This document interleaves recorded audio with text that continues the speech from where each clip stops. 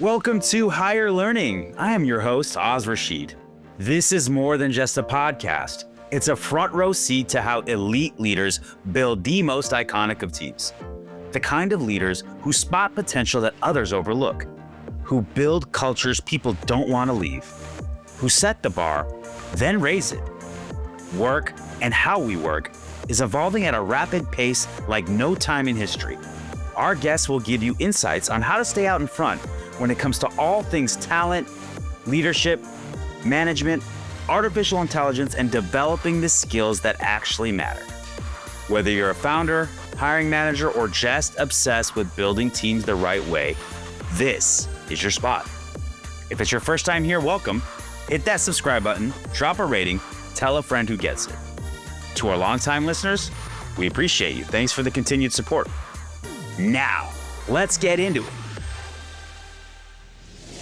All right, listeners, today we are joined by a very special guest. Today's guest is Colette Brown. She's the Chief Human Resources Officer at Stony Brook University Hospital, one of the largest academical medical centers on Long Island, where she leads people strategy, leadership development, and workforce transformation. Colette has spent her entire career in healthcare HR. Before Stony Brook, she served as CHRO at Mercy Health System in southeastern Pennsylvania, VP of HR at Melmark and Presby's Inspired Life, and spent over 22 years as HR director at Crozer-Keystone Health System. She's also a Lean Six Sigma Black Belt and currently serves as the president of SUNY, SUNY Human Resources Association. This is someone who has built, fixed, and rebuilt cultures inside some of the most complex organizations there are. But what really stands out about Colette is she just doesn't talk about leadership and culture in the abstract. She writes about it every week with real stories from the trenches. Toxic cultures, bad hires, the moments where leaders either step up or hide behind HR. She's direct, she's thoughtful, and she's got the kind of perspective you only get from nearly 40 years of doing this work. Let's get going. Colette, how you doing? I'm doing great, Oz. Thank you so much for that beautiful introduction. I'm so happy to be here. I'm so grateful that you're coming on to our show. You've got such great experience, spend a lifetime in healthcare, so I want to thank you for that. Our company does a lot of work in the healthcare space. It just feels different, feels like you're doing something that matters and of impact. So I appreciate you dedicating your career into this space. And you're out in beautiful Long Island, New York, right? We are. It's absolutely beautiful here. Water all around us, gorgeous scenery, wonderful people. New Yorkers get a bad rap, but they're some of the nicest people I've ever met. Especially on Long Island. It's almost a different type of person out there. It's almost got a little bit of a country vibe, like compared with the city. So I love it out there. How far are you from Long Island University? Is that close or is that? Probably about half an hour. Okay. I only asked that because the basketball tournament was this week and they were in the tournament and they played my alma mater. And I'd never known so much about Long Island. I did some research, found out about the Sharks. And obviously you're there at Stony Brook. So I'm so excited to get into it. Let's jump into it. Let's start here. How did you first get into HR? You've been in it for close to 40 years. Was it something that like when you were younger, you pursued, or did you fall into it? How did it come about? It was really accidental. Way back when in high school, I wanted to be a teacher. And my guidance counselor said, Colette, every girl on Long Island wants to be a teacher. You'll never get a job. There are too many teachers out there. So I didn't know what to do. So I just picked business as a major. And I wound up taking a couple of HR classes and really liked them. And way back then, just like now, it's always difficult to get that first foot in the door. So I wound up taking a job for a company that I don't even think it exists anymore. It's called Kelly Services. They were a temporary staffing agency. So I took a job interviewing the temps and sending them out on assignments. And there was always a comedy skit every day with the stories we would get about why somebody couldn't make it or what somebody did. But it was really my first entree into HR because it gave me an opportunity to interview and screen people and work with customers and fill needs and so forth. So that's really how I sort of stumbled into HR. I think Kelly Services, we'll have our fact checkers check this, was acquired by Manpower, but I do remember that organization. They did a lot of temp work. They did a lot of light industrial. That's amazing. And then obviously you started to move into healthcare. So you've worked in various health systems and hospital networks throughout your career. I'm interested, what's different about Stony Brook? What drew you to Stony Brook? Well, a couple of things. One, it is, as you mentioned, Oz, it's the only, it's an academic medical center, and it's the only level 2 trauma center on Long Island, or in Suffolk County, I should say. And the quality of care here is exceptional. The patient experience, the commitment to the patients is exceptional. We had among the highest, the best outcomes for COVID during the pandemic. It really is an exceptional place to work. And I'm from Long Island originally. I spent most of my career in Pennsylvania because I married a Philly boy. So we went to the suburbs of Philly. And then when this opportunity came up, my mom was certainly older and I wanted to have some time with her. And I said to my husband, "What do you think?" And he said, "Yeah, let's do it." So it was a wonderful way for me to come back home and continue my career in really one of the premier healthcare organizations in the country. And it's just been such a privilege. Quick aside, I married a Philly girl, and so Really? we came down here to South Florida, and we met down here, and I would tell you after we got married, the first 5 years of our marriage, she was constantly like, "We gotta get you up to Philly. We gotta get my family's up there. I wanna be there." And I grew up on the West Coast of the United States, so, like, there couldn't be more of a polar opposite, right? I had these, like, visions of Philadelphia in my head, like, "Didn't they boo Santa Claus? Didn't they aren't they, like, really rough and gruff up there?"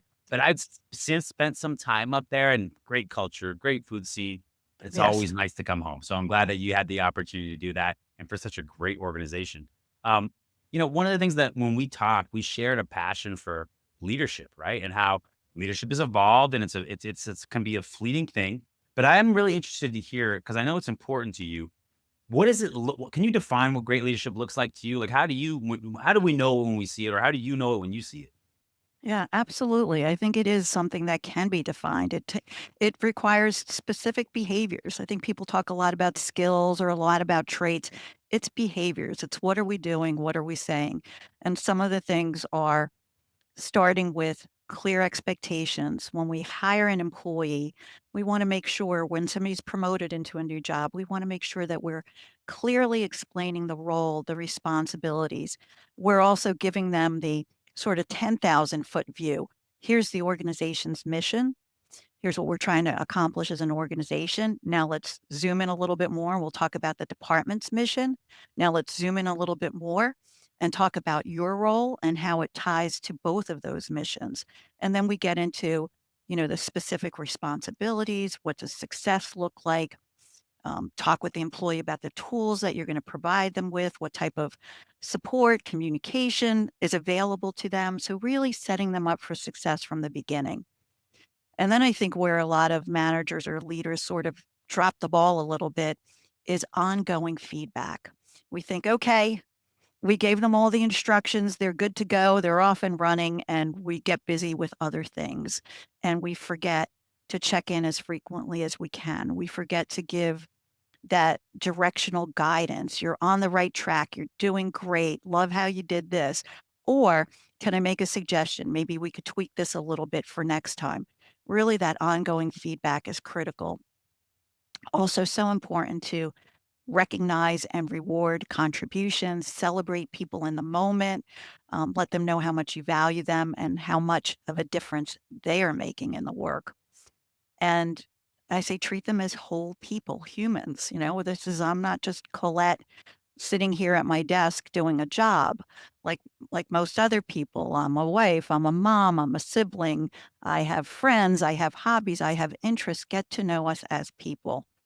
And then the hardest part is ensuring an environment of what I call fair, compassionate accountability. So, fairness means the same standards for everybody. We don't play favorites, we don't move goalposts. It's a fair environment. We know what to expect. Compassionate means that if there is something I need to talk with somebody about, I'm going to focus on the behavior or the performance. I'm not going to label or, attack the person.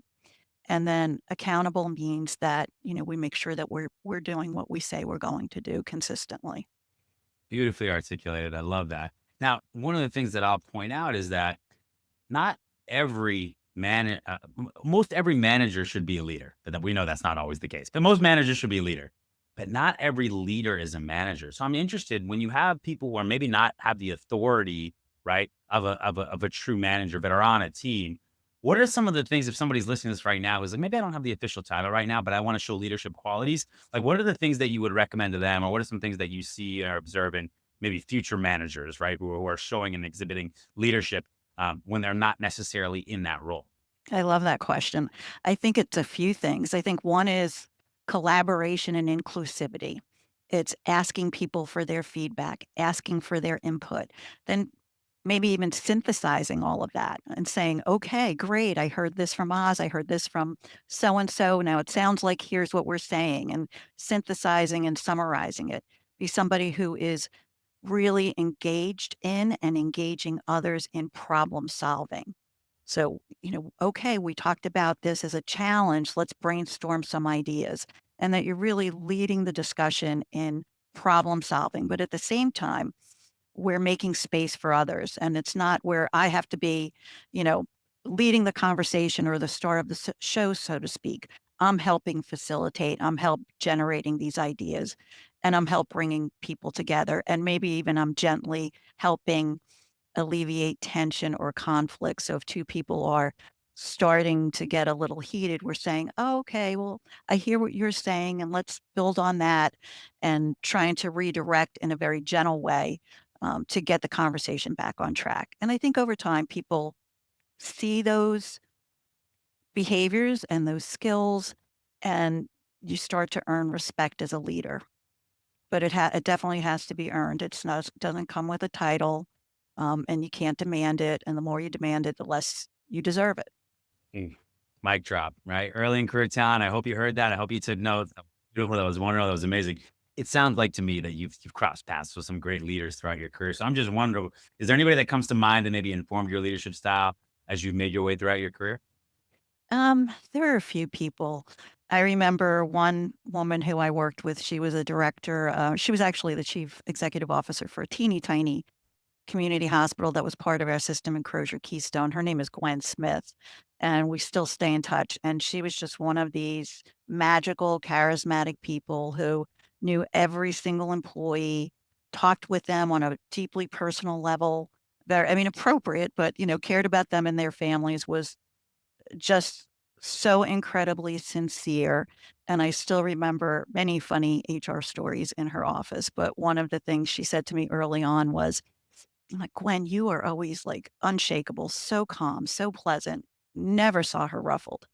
And she said, she used to call me Colette. She said, Colette, when people start getting agitated and the louder they get, the softer I get and the quieter I get. And she said, and it just brings the temperature down.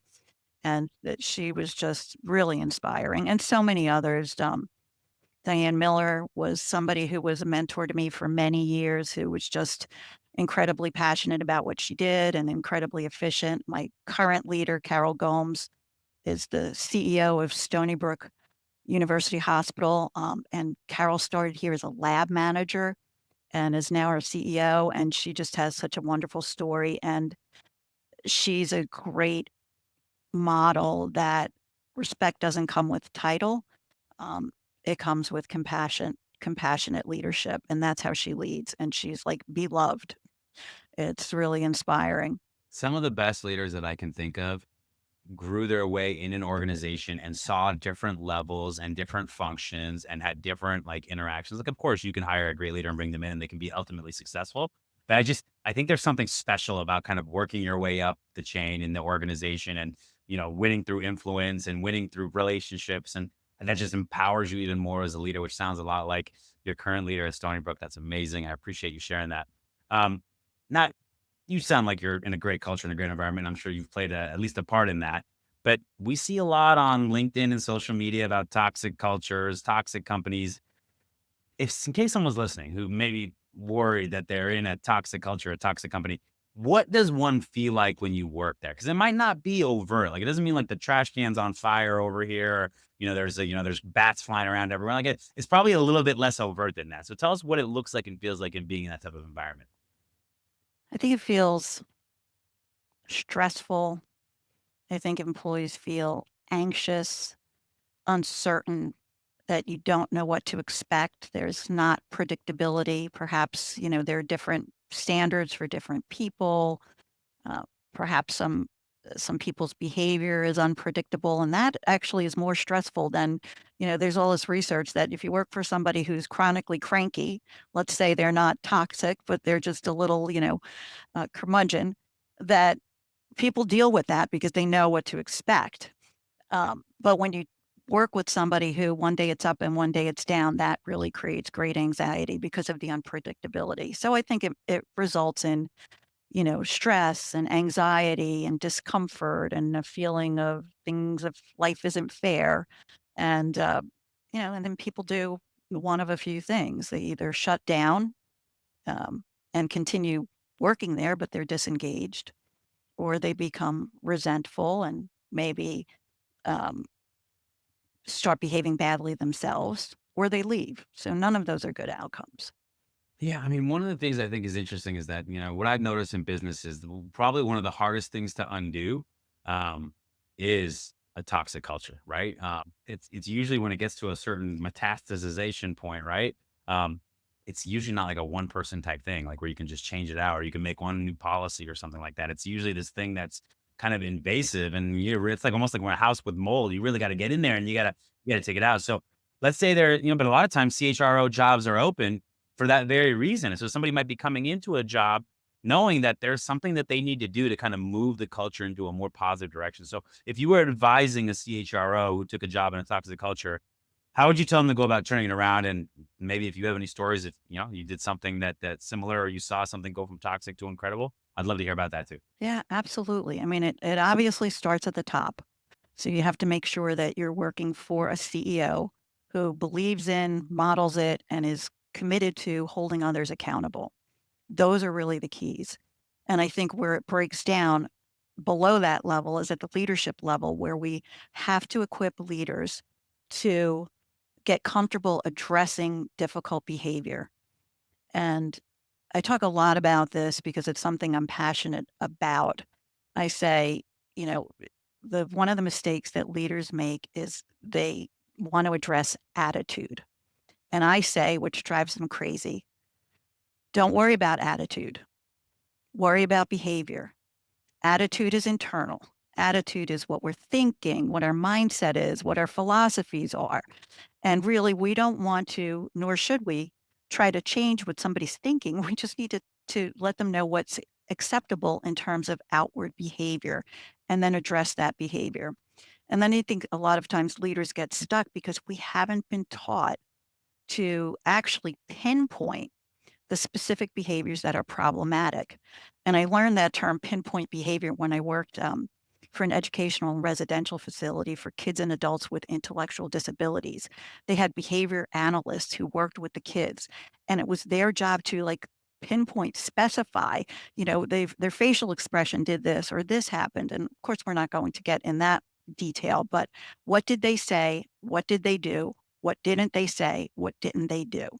Then we can move away from saying you have a negative attitude, which isn't going to change anything, and address behavior. And I think we also have to help managers get comfortable with conflict and do training around conflict avoidance and help prepare them for difficult conversations. Because it's only when we can start having those conversations one on one and doing other things as well. But we have to have those conversations one on one to move the dime on culture. If we tolerate it, as you said, it does metastasize, so we have to address it, employee by employee. Hopefully help them change, but if not, help them transition out.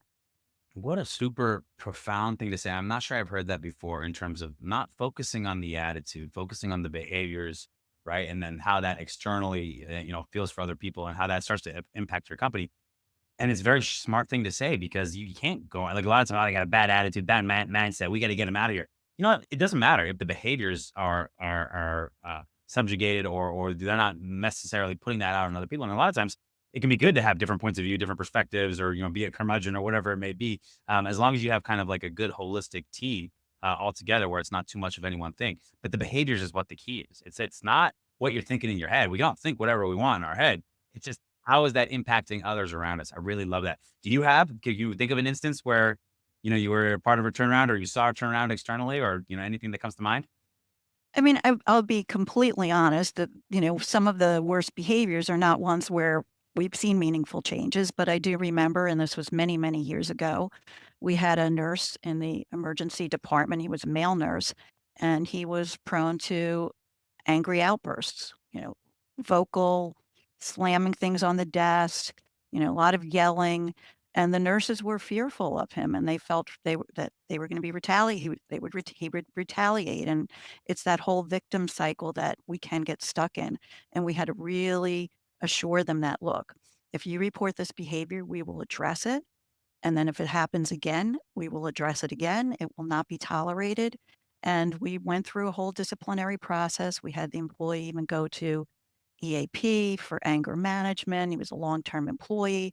Um, but ultimately, he couldn't sustain the behavior, and we did have to have him transition out of the organization, and that never feels good. It's not a celebration. Nobody's ever happy, but it did really change the work dynamic, and those nurses were able to come to work. I mean, we know how stressful working in an ED is. Um, they're dealing with life and death situations and taking care of patients at their most vulnerable, and they don't need to have to deal with combative behavior in the workplace. So it really did change the work dynamic for them.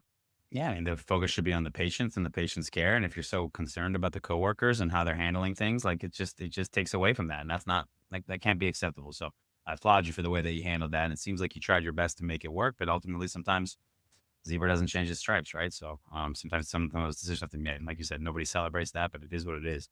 Finding the right talent for your team doesn't have to be a struggle. Meet Aon Hire, the world's first hiring experience management platform designed to transform the way you hire.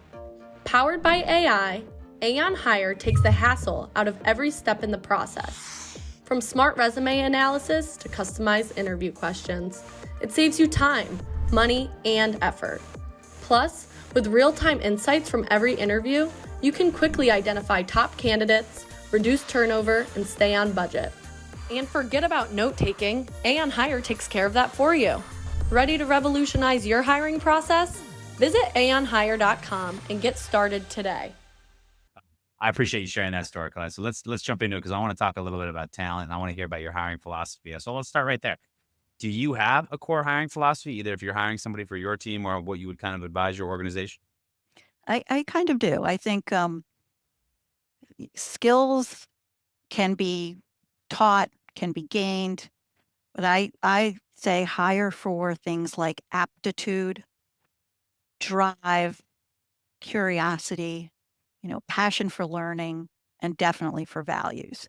I mean, give me somebody with those qualities, and I'll be happy to train them on anything, because I can't train on compassion and kindness and all of those other pieces. So let's use a real example. Let's think of one of Stony Brook's values that's important when you hire somebody, and then a question you might ask somebody to determine if they have that value or not. A good question. So let me think. I'll go with compassion. And I might say, tell me about a situation where you had to deal with a patient, a coworker who was having a very difficult time, and you were busy, you were rushed, you had things to get done, but you could see that they were really struggling with something, maybe personal or emotional, what have you. Tell me about how you handled it. Mm, that's great. That's a great question to kind of drive compassion and understand. Hey, even when you're not in your right state of mind, do you still empathize? Do you still have the ability to reach out and help somebody? So I think that's a great one. And I really appreciate you kind of giving something so tactical like that, because a lot of people listen to this and they're wondering how they can better interview and find some of these qualities. And that's a great question. Do you have a memorable interview that you think of? It could be good, could be bad. You don't got to name names, but I'm just interested when I ask you about a memorable interview, what comes to mind? I have a couple. I have one good and one not so good. My good one was, and this was super early on in my career, I was uh, interviewing for my own admin assistant, and it was this woman named Patty. And I asked her all the usual questions and situational questions, and she answered everything beautifully. And then I asked her the very traditional, what are your strengths? And she listed whatever they were. And then she said, and I'm fun to dance with. And I just thought that was so great. She had such a wonderful sense of humor. And I was like, this is somebody I want to work with. Not only does she have the skills, but she brings lightness and fun to the workplace. And she turned out to be great. And she was an excellent admin assistant, and always had something to laugh about, which was great. And the other one, I won't forget this one. This was, I was working at the educational residential facility, and my boss, who was the COO, said, "Colette, I want you to meet our finalist for the director of corporate compliance." He goes, "You are going to love her." And this woman comes in, and first I want to say, I'll talk a little bit about appearance, but from the point of view that this was an executive position, somebody really who you wanted to make sure presented a steady, calming influence with great judgment. And the candidate comes in and she's dressed head to toe in lavender, a lavender hair accessory, lavender clothing, lavender shoes, lavender nail polish, and lavender eyeshadow. And I just thought, okay, from a judgment point of view, this is making me a little uncomfortable, but I'm going to stay objective. And during the interview, there was just red flag after red flag. I mean, she acknowledged having to leave jobs involuntarily, acknowledged having difficulties with her supervisors. And I went back and I told my boss, and he just like couldn't believe it. He's like, "Oh my gosh, she was wonderful when I talked to her." He said, maybe we should give her a chance." And I said to him, "Let me see if I could get one reference." And I knew it was a long shot because nobody gives references. But I called up I can't remember, guess it was her most recent boss, and said, told him why I was calling, and he gave me his spiel, can't say anything, yada, yada. And I said, "I get it. I'm in HR. I completely understand." I said, can I just tell you that my boss really wants to hire her? I feel like in my gut, this is going to be a problem and we're going to really regret making this decision. I said, "Let me just ask you one question off the record. Should I trust my gut?" And he said, "Yes." And I said, "Okay, thank you." And we didn't hire her. We hired somebody else who turned out to be excellent. Wow. What is the deal with the lavender getup? Was she trying to be a fashionista or make an impression, or like what? I don't know, but I just thought, okay, you're director of corporate compliance and you don't want to draw Sure, if unnecessary you're like a attention to fashion yourself. You director want to or like be media or right, marketing, right? I could see it, but yeah, that's not right. a You don't want to cause a distraction. You want to, facilitate professional conversations. And sometimes they're very serious conversations. sure. I'm glad I didn't wear my lavender nail polish. Yeah, good thing I It's missed. okay. It's okay at a party. I love it. I was going to ask you, and maybe it's that admin assistant you brought, but when I ask about the best hire you've ever made, does anybody come to mind? And I'm just interested, what was it about them, and did you know it in the interview process? Yeah, I love this story too. And it's, yeah, I've hired a lot of great people and I work with a lot of wonderful people, but, Susan comes to mind. And I met Susan. I was interviewing for my admin. My admin went out on maternity leave. And the day before she was coming back, she said, "Colette, can I come back part-time?" I said, "You could come back part-time if I could fill a part-time job and we'll do a job share." I said, "Otherwise, we'll have to go a different route." Susan applied. Susan had been a stay-at-home mom for like 15 years. And on her resume, she didn't have any current work experience. She put a lot of her volunteer work down, like she was the treasurer for her kids' lacrosse game and she was the secretary for something else. So I interviewed her, and it was apparent immediately that she was really smart, very professional, very warm. And I gave her a lot of situational questions and I gave skills tests. I had her do an Excel test right there. She was advanced, and I had her take minutes. I said, "I'm going to tell you about the job. And as I am, please take minutes. And then I'm going to ask you to produce the minutes." She gave me the most beautiful bulleted list, summarized everything perfectly. And I hired her.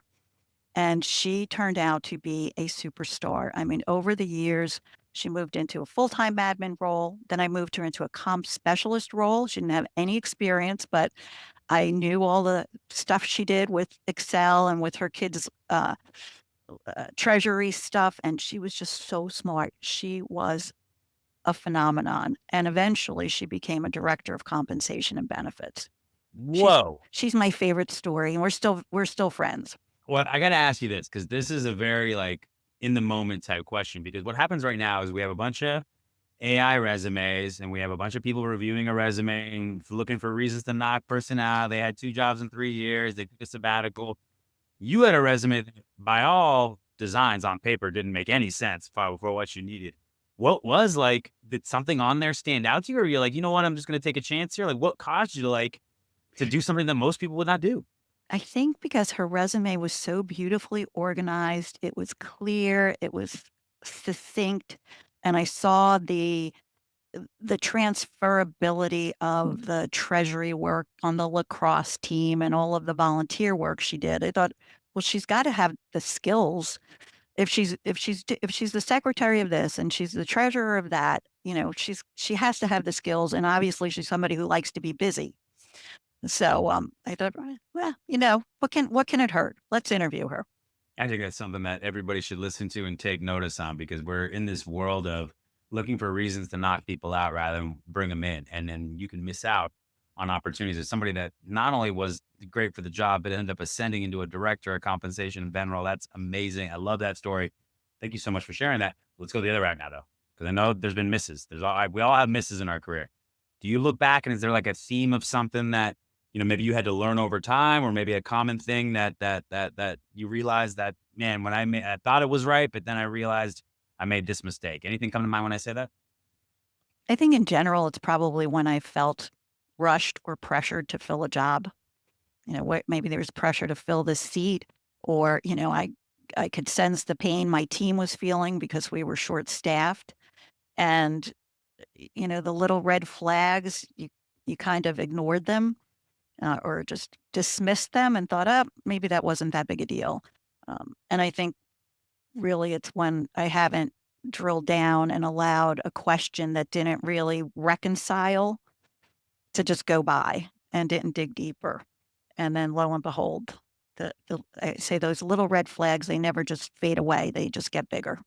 I think that's the number one thing. I think when you feel like you're under a pressure, you start to rationalize and you start to say, do we want to keep the job open, or start to make mistakes? Because I'll tell you, there's nothing. The only thing worse than a job staying open a long time is making the wrong hire. That's for sure. That's a 100%. lot longer time to unwind. What about when it comes to candidate experience? Is there anything unique you do to try to give people a sense of, what it's like to work for you, or to what it's like to work at Stony Brook? Like, how do you create a candidate experience that is appealing, but also like gives a realistic job preview? Mhm. Well, just the basic courtesies, welcoming them, thanking them for their time, a little bit of small talk, trying to put them at ease, asking them, do you want water? Can I get you anything? Just trying to make them feel as comfortable as possible, because that's what's going to provide you with the best insight into this candidate as a person as possible. I try to be, well, I am by nature, sometimes to a fault. Very, it is what it is. Here's who I am, and I'm very open and direct. And so I tell people exactly what it's like to work for me as a leader.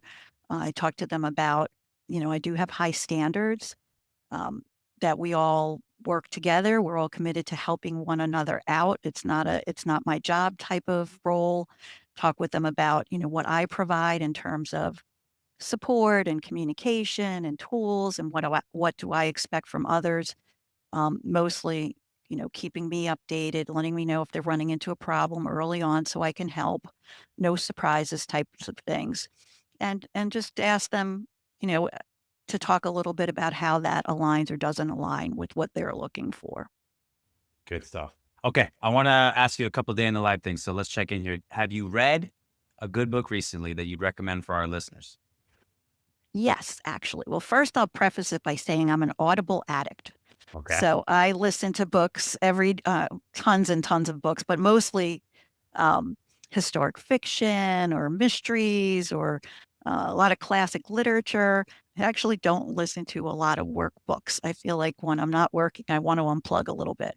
Got it. But I did just read The Devil Emails at Midnight by Mita. I think her last name is Malik. She was on LinkedIn and I saw her advertising her book on LinkedIn. It was really a good book. She writes about all of the terrible bosses she's worked with. And the one was The Devil Emails at Midnight, was she had this boss who would email everybody literally in the middle of the night. And, what a terrible message that sends to people for honoring their work-life balance. But I like the book because she doesn't just tell, sort of the horror stories. She gives practical guidance on what are the best practices in leadership and how to make sure you're being a good leader. So something that's interesting about that is, as a founder, entrepreneur, my mind is constantly working all the time. I always say that I don't really ever disconnect. It's like, one phase of like I'm home with my family, but also I might have an idea in the moment and I'm somebody that needs to get something out of my head. Mm. Otherwise I'll lose it. Right. Yep. So what I've learned is timing of my email to come on Monday morning at 7 a.m. And so I will send the email, I'll schedule the send. And wouldn't you know it, iPhone came out with a feature that you can send your text at that time too. So now it used to be a situation where like I'd write notes or I'd be like, oh my God, because I didn't want to do that. I didn't want to disrupt anybody. And I'm usually never asking for anything at that time because I think that's totally out of bounds. But I'm like, hey, this is something I want to talk about next week or something that just came into my head. And so I realized that timed sending, that's one of the best features that Outlook and iPhone had come out with. So never want to be the devil that emails a minute, but I might be the devil that emails at like 6:30 in the morning Monday. So That's okay. We'll let that one slide. Let that one slide. All right, Colette, how about advice that you'd give your 20-year-old self that you didn't know then, but you know now? Anything come to mind? Yeah, my 20-year-old self was very naive and very, very sensitive. So I would tell my 20-year-old self, it's not always about you. So if somebody is being rude, if somebody is being dismissive, it may not be.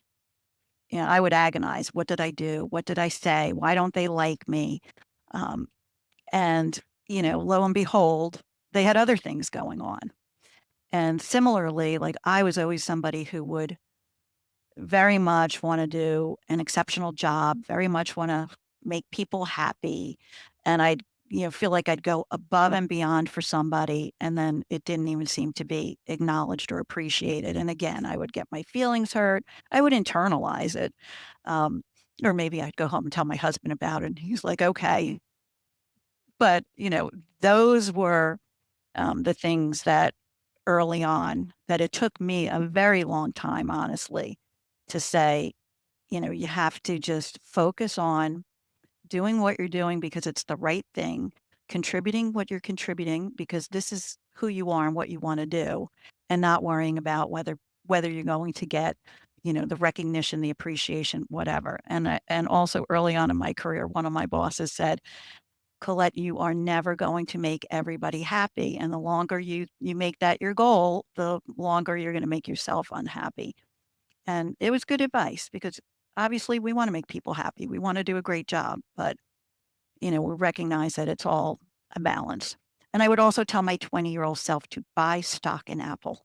Buy stock in Apple. That would have Yes. been me going. Yeah. Google, Apple, Microsoft, Yes. page. Well, listen, I want to ask you some Long Island rapid fire. Are you ready for it? Absolutely. All right. So let's start here. What is something that surprised you when you came back or maybe changed, right, from when you grew up there to opposed to coming back for work? I guess what surprised me was nothing changed about Long Island. And I guess for me, that's probably because my family was here. So we were always coming back like, multiple times a year to visit my family. But what surprised me the most was how quickly my husband really adapted to it. We would always joke because he's from the suburbs of Philly. And of course, we traveled back and forth to Long Island. But, he just loved being a Philly boy and all his Philly cheesesteaks and all that kind of stuff. And he is so immersed on Long Island. It's hilarious. He's walking to the little shops. He's made some really good friends. He's bought a Vespa. They drive their Vespas around together. It's just been, I think he actually loves it even more than I do. That's So what I think that was my nice pleasant surprise. Okay. What do you miss about Philly? Well, we were lucky enough that we kept our house there. Okay. So we were really fortunate because we do have family there and we do have a lot of friends there. So we go back, probably once or twice a month on the weekends. So it's really been the best of both worlds. My husband says we're bi-coastal. Bi-coastal. I'm like, not quite. Not quite. Yeah. What's your favorite cheesesteak or your husband's favorite cheesesteak? Oh, I am in big trouble. I do not like cheesesteaks. Not at all. No. Is there any type of Philly delicacy that you love? Is there any like the Not roast, really. the Knicks? No. No? Okay. Cheesesteaks to me are just super thin, overcooked. Oh, I'll get I'll get booed by everybody in Philly, but my husband makes up for it. He loves them and lives for them. yeah, I'm a Jim's guy, but I think that place burned down is what I was told. So Yeah, I'm I gonna know. find a new I think place. he liked Jim's. He likes Pat's, and I think there That's might be a Joe's too. Joe's. Okay. What's the best place to go eat in Long Island then? We love this place in Huntington called Cassis, and it's a little tiny French bistro. Very authentic. Food is great. We actually have a friend from a young 20-something-year-old friend from Paris who came and visited us. And we took her to this restaurant. We said, okay, Lucy, tell us what you think. And Lucy has very high standards. I would assume so. And Lucy said, yes, this is authentic. She gave it the thumbs up. Love that. Okay. Let's say I'm in Suffolk County for a weekend. What do I have to do? I think you have to go to Port Jefferson. It's beautiful. It's right on the water. Tons of shops, tons of restaurants, things to do. Go out to the wineries. There are a ton of wineries out I've heard that. east. Yep. Yeah, beautiful. I mean, obviously go to the beaches, get some good seafood, All right. ride some bikes. Montauk. Underrated, overrated, properly rated. I would say properly rated only because it's absolutely beautiful. It's really just breathtakingly beautiful, but probably properly rated because it's unaffordable. It's crazy expensive. Well, You now, could go to Europe for a week for less than you can go to Montauk for a week. whoa, I did not know that. Okay, Yeah. well, now I'm going to ask. I think I know where this one's going too. Hamptons. Same. Overrated and underrated, same thing. And now very crowded. Yeah. Very crowded. Yeah, I mean, it's one of those bucket list sounds a little bit too strong, but I've always wanted to go. Everyone talks about summer in the Hamptons and go enjoy it, and I kind of wanted to see what all the fuss is about. But to your point, it's not exactly cheap. So you It got to was figure out. especially fun when you were 20 years old and you went and shared a house with 20 other people. So it made it affordable, but I don't think we'd want to live under those conditions anymore. So Okay. sleeping on the floor. No summer house for you. You keep it in Suffolk County and enjoy the time out there in Jefferson, Port Jefferson. Colette, been amazing. I love talking to you. You've got so much great things to offer. I'm so glad we got a chance to do this episode. Thank you so much for coming on. I'm looking forward to staying connected. Oh, thank you, Oz. It was my pleasure. I appreciate it. And it's so much fun talking with you. All right. You have a great one. You too.